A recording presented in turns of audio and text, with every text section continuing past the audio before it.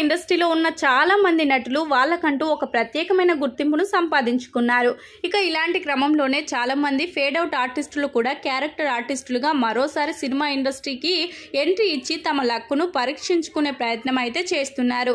ఇక ఇప్పుడు మరికొంతమంది సీనియర్ నటులు కూడా క్యారెక్టర్ ఆర్టిస్టులుగా మారబోతున్నారనే వార్తలు అయితే వినిపిస్తున్నాయి.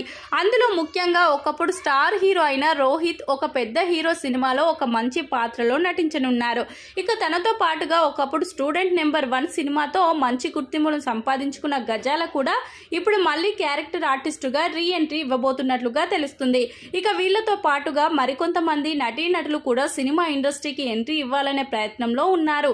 మరి వీళ్ళు ఎంతవరకు రాణిస్తారు అనేది కూడా తెలియాల్సి ఉంది. ఇక ఇప్పటికే రీ ఎంట్రీ ఇచ్చిన జగపతి బాబు, శివాజీ లాంటి నటులు క్యారెక్టర్ ఆర్టిస్టులుగా బాగా రాణిస్తున్నారు.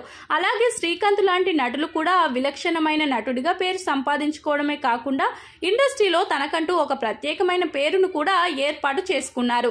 ఏ క్యారెక్టర్లో అయినా నటించే స్టామినాని అయితే ఏర్పాటు చేసుకుని ముందుకు సాగుతున్నట్లుగా తెలుస్తుంది.